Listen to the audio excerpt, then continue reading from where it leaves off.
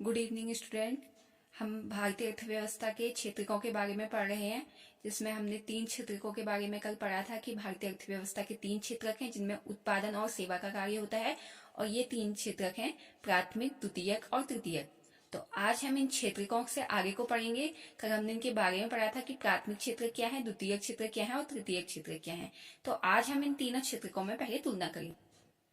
यह बात हम सभी जानते हैं कि तीनों क्षेत्रकों में उत्पादन कार्य बहुत अधिक मात्रा में होता है, चाहे हम प्राथमिक क्षेत्र की बात करें, द्वितीयक की बात करें या तृतीयक क्षेत्र की बात करें। तीनों क्षेत्र विविध उत्पादन कार्यों में अत्यधिक मात्रा में वस्तुओं और सेवाओं का उत्पादन करते हैं। हमने देखा है, जैसे हमने प्राथमिक की बात की है तो प्राथमिक में कृषि कार्य होते हैं। द्वितीय क्षेत्र की बात की है, वहां हमने कहा है कि विनिर्माण होता है। तृतीय क्षेत्र की बात की है तो हमने कहा है कि वहां सेवाएं उत्पादित होती हैं। तो अब हम ये देखते हैं कि जब हम चैप्टर का नाम पढ़ रहे हैं भारतीय अर्थव्यवस्था के क्षेत्र, तो हम ये देखेंगे कि किसी भी अर्थव्यवस्था में कुल उत्पादन और रोजगार की दृष्टि से कितने क्षेत्रक मुख्य होते हैं। क्या तीनों क्षेत्रक मुख्य होते हैं, तीनों का बराबर योगदान है, या प्राथमिक या द्वितीयक या तृतीयक में से कौन सा क्षेत्रक उनमें से मुख्य है। एक ही क्षेत्रक मुख्य है या एक से अधिक क्षेत्रक मुख्य होते हैं। जब हम तीनों क्षेत्रकों की तुलना की बात करेंगे तो इसमें सबसे पहला क्वेश्चन यही आएगा कि हम प्रत्येक क्षेत्र की विविध वस्तुओं और सेवाओं की गणना कैसे करते हैं या वहां के कुल उत्पादन को कैसे जानते हैं। इसी के बाद हम यह जान पाएंगे कि तीनों क्षेत्रकों में कहाँ सा क्षेत्र ज्यादा उत्पादन या फिर ज्यादा योगदान प्रदान करता है। जब हम तीनों क्षेत्रकों की वस्तुओं या सेवाओं को की गणना करेंगे तो हम ये देख पाएंगे कि कौन से क्षेत्र में वस्तुओं या सेवाओं का उत्पादन ज्यादा हो रहा है, और जिस क्षेत्र में ज्यादा हो रहा है उसके अनुसार या उसके अकॉर्डिंग हम यह डिसाइड करेंगे कि किस क्षेत्र का योगदान ज्यादा है। तो अब हम यह बात करते हैं कि हम प्रत्येक क्षेत्र की विविध वस्तुओं और सेवाओं की गणना कैसे करते हैं या कुल उत्पादन को कैसे जानते हैं। हम ये सोचते हैं कि तीनों क्षेत्रकों में बहुत सारी मात्रा में या हजारों की संख्या में उत्पादित वस्तुओं और सेवाओं की गणना हम किस प्रकार से करेंगे, क्योंकि केवल कुछ मात्रा में तो वस्तुओं का उत्पादन या सेवाएं विस्तारित नहीं हो रही है, उनका बहुत अधिक मात्रा में उत्पादन हो रहा है। तो हम यह कैसे जानेंगे कि हम इतनी सेवाओं का, इतने जो सेवाएं हो रही है, इतनी वस्तुओं का जो उत्पादन हो रहा है, इनका हम योगफल या इनका जो मूल्य है इसकी गणना हम कैसे कर पाए। इसके लिए हम एक क्या कार्य करते हैं कि हम वस्तुओं की गणना नहीं करते हैं, इसकी जगह पे हम वस्तुएं या जो सेवाएं होती हैं उनकी मूल्य की गणना करते हैं। फॉर एग्जाम्पल, जैसे कि अगर 10 किलोग्राम गेहूं 8 रुपए के मूल्य से पैदा हो रहा है तो हम 10 गुणा 8 करेंगे तो 10 8 80 हो जाएगा। तो हम 10 किलो गेहूं के बजाय 80 रुपयों को जोड़ेंगे। समझ में आया कि हम वस्तुओं की मात्रा है उसका योगफल नहीं करेंगे किसी भी क्षेत्र का उत्पादन जानने के लिए। किसी भी क्षेत्र का उत्पादन जानने के हम वहां की वस्तुओं की योगफल के बजाय उस वस्तु के मूल्य का योगफल करते हैं कि कितनी मात्रा में वस्तु उत्पादन हो रही है और वह किस मूल्य पर बिकी है या वह किस मूल्य पर खरीदी जा रही है, और उस मूल्य का हम उत्पादन करते हैं। ठीक हो गया। ऐसी जैसे माना 50 नारियल किसी 10 रुपए के हिसाब से खरीदे जा रहे हैं तो हम 50 को 10 से मल्टीप्लाई करेंगे तो हम नारियलों का उत्पादन जानने के लिए, क्योंकि वो प्राथमिक क्षेत्र से जुड़ा हुआ है, नारियल उत्पादित हो रहा है तो प्राथमिक क्षेत्र में है, तो प्राथमिक क्षेत्र का उत्पादन 50 न होकर कितना हो जाएगा, 50 इंटू 10, तो 50 गुणा 10 कितना हो जाएगा, 500 रुपये। तो हमारा प्राथमिक क्षेत्र का उत्पादन कितना हो जाएगा, 500 रुपया। ठीक हो गया। तो इसलिए हम किसी भी क्षेत्र में वस्तुओं का उत्पादन का योगफल निकालने के, वस्तुओं के उत्पादन की मात्रा निकालने के लिए उस वस्तु की मात्रा का योगफल न करने के बजाय उस वस्तु को का मूल्य जितना है उस मूल्य का हम योगफल निकालते हैं। अच्छा, इसी प्रकार एक चीज और हम ध्यान रखेंगे कि तीनों क्षेत्रकों में हम, जैसे हम ये जानते हैं कि तीनों क्षेत्र आपस में एक दूसरे से जुड़े हुए हैं। कैसे? हमने कहा कि प्राथमिक क्षेत्र क्या करता है, प्राकृतिक संसाधनों का उपयोग करके वस्तुओं का उत्पादन करता है, और द्वितीय क्षेत्र प्राथमिक क्षेत्र की जो वस्तुएं होती हैं, कच्चा माल जो होता है उसको विनिर्मित करता है, और तृतीय क्षेत्र दोनों को सेवाएं प्रदान करता है। तो अब हम ये भी देख सकते हैं कि कोई वस्तु जैसे गेहूं है, फॉर एग्जाम्पल हमने गेहूं लिया तो हम गेहूं का एग्जाम्पल लेंगे। गेहूं कहाँ उत्पादित हुआ, प्राथमिक क्षेत्र में। गेहूं से आटा कहाँ बना, द्वितीय क्षेत्रक में, क्योंकि वहां मशीनों का प्रयोग किया गया और गेहूं से उसको आटे में निर्मित कर दिया गया, परिवर्तित कर दिया गया। तो गेहूं से आटा बनाने की विधि में बीच में उसमें सेवाएं भी लगी, कई प्रकार के, जैसे परिवहन सेवा का उपयोग किया गया, या फिर बैंक से किसान द्वारा हो सकता है पैसे भी लिए गए। तो ये किस में आ गया? तृतीय क्षेत्रक में। अब ऐसे में हम उस मूल्य को कौन से क्षेत्र में रखें, ये भी एक समस्या आ सकती है कि हम गेहूं को क्या माने, या फिर हम गेहूं को प्राथमिक क्षेत्र का उत्पादन माने, और आटे को हम किसका माने? द्वितीय क्षेत्र का, और परिवहन को तृतीय क्षेत्र का। तो इस स्थिति में क्या होता है, हम हमेशा अंतिम वस्तु के मूल्य को योगफल के रूप में लेते हैं। जैसे एग्जांपल, गेहूं से अंतिम उत्पाद जो बना आटा है, तो आटा जिस मूल्य पर बिकता है उस मूल्य में उसका गेहूं का प्राइस और प्लस जो तृतीय क्षेत्र की जो सेवाएं दी गई है उसके प्राइस को भी जोड़ा जाता है। तो यहाँ पर अंतिम वस्तु क्या हो गई? आटा, ठीक है। या हमने गेहूं से बिस्किट बनाना है, तो हाँ, अंतिम वस्तु क्या हो गई? बिस्किट,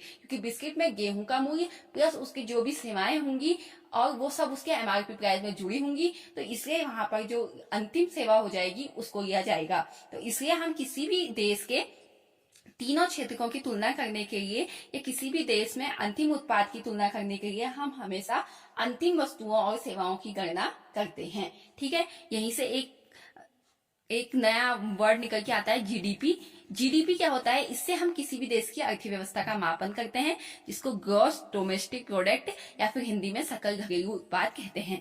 अब सकल घरेलू उत्पाद क्या है? सकल घरेलू उत्पाद किसी विशेष वर्ष में, किसी विशेष वर्ष का मतलब कोई भी हमने एक वर्ष ले लिया, अगर हम 2020 ले रहे हैं या 2019 ले रहे हैं, तो हम 2019 में तीनों क्षेत्रकों की, प्राथमिक, द्वितीयक और तृतीय क्षेत्र की अंतिम वस्तुओं और सेवाओं का मूल्य जोड़ेंगे। ठीक हो गया। तो अंतिम वस्तुएं क्या है? हमने एग्जांपल में गेहूं लिया था, तो गेहूं से अंतिम वस्तु अगर आटा बना है तो आटा अंतिम वस्तु है। गेहूं से अगर अंतिम वस्तु बिस्किट बनी है तो बिस्किट अंतिम वस्तु है, ठीक है। तो अंतिम वस्तु का मूल्य हम जोड़ेंगे और ये जो मूल्य होगा यहाँ से हमें क्या प्राप्त होगा? जीडीपी प्राप्त होगा। तो ऐसे ही हम किसी भी देश की अर्थव्यवस्था का मापन करने के लिए वहां की जीडीपी की गणना करते हैं। ठीक हो गया। जीडीपी क्या है? किसी विशेष वर्ष में उत्पादित होने वाले तीनों क्षेत्रकों के अंतिम वस्तुओं व सेवाओं का मूल्य का योगफल है, ठीक है। भारत में केंद्र सरकार के मुख्यालय द्वारा जीडीपी की गणना की जाती है इस बात को। तो जीडीपी क्या है हमारा? किसी विशेष वर्ष में उत्पादित वस्तुओं और सेवाओं की जानकारी देता है। तो किसी विशेष वर्ष में प्रत्येक क्षेत्र द्वारा उत्पादित अंतिम वस्तुओं और सेवाओं के मूल्य का योगफल क्या होता है?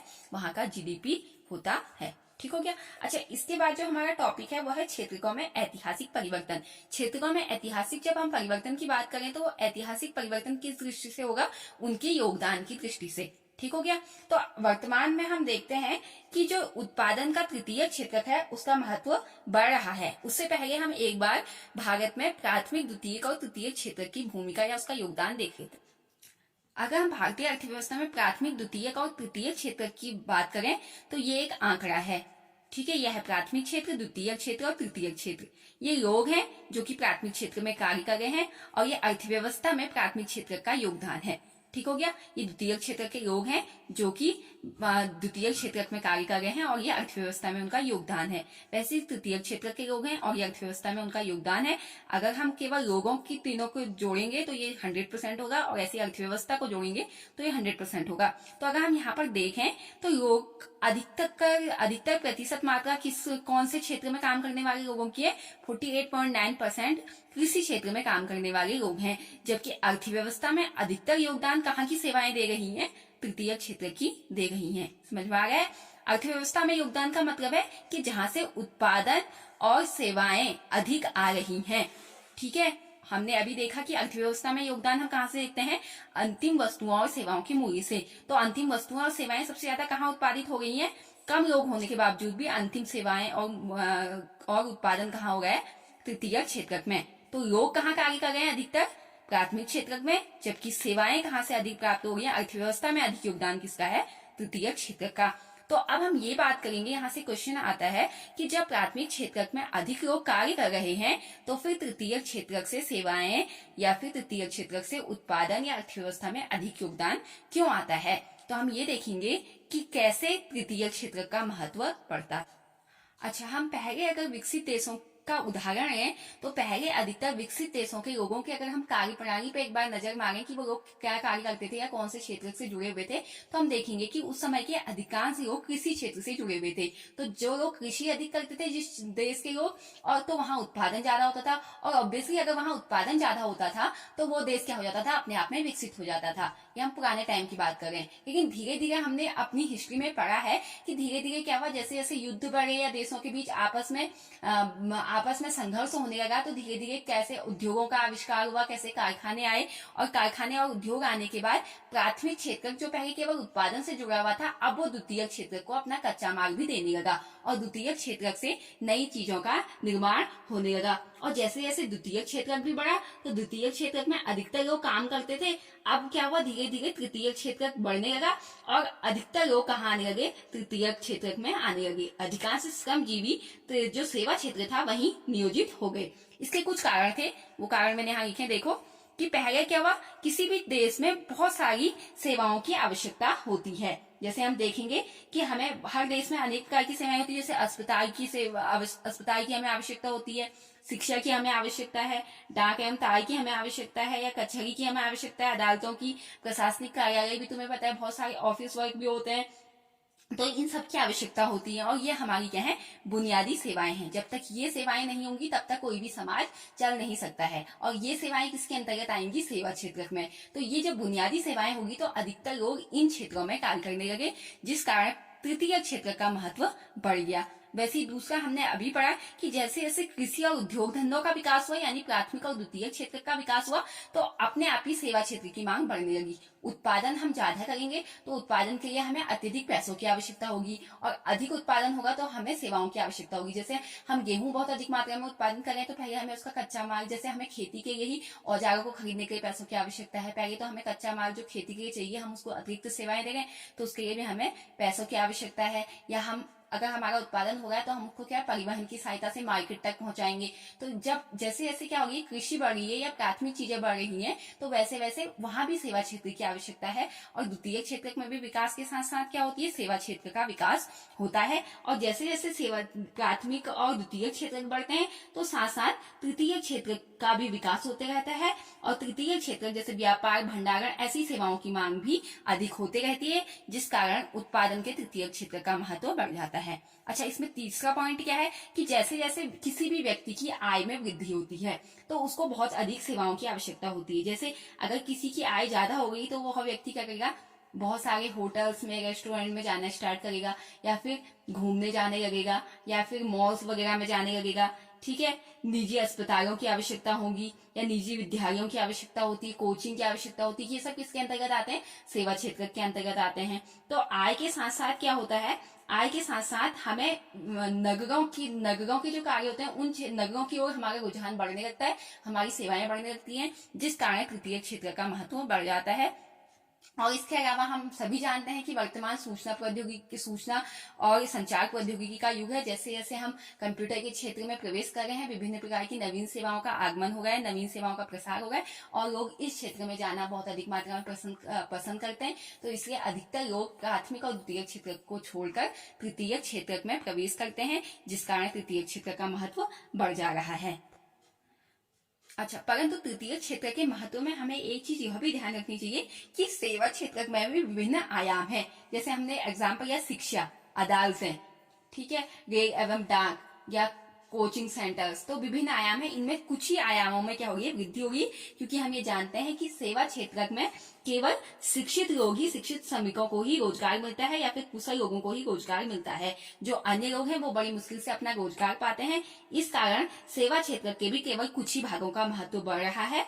और इसके बारे में हम अपने आगे से आने वाले चैप्टर्स के आगे टॉपिक के बारे में अच्छे से, तो इन टॉपिक्स को तुम ध्यान से देखोगे। उत्पादन के क्षेत्र में तृतीय क्षेत्र का महत्व एक बार और ध्यान से पढ़ोगे, और इससे रिलेटेड जो मैं क्वेश्चन दूंगी उनके आंसर देखोगे। अगर किसी को प्रॉब्लम होगी तो मुझसे पूछ लेगा।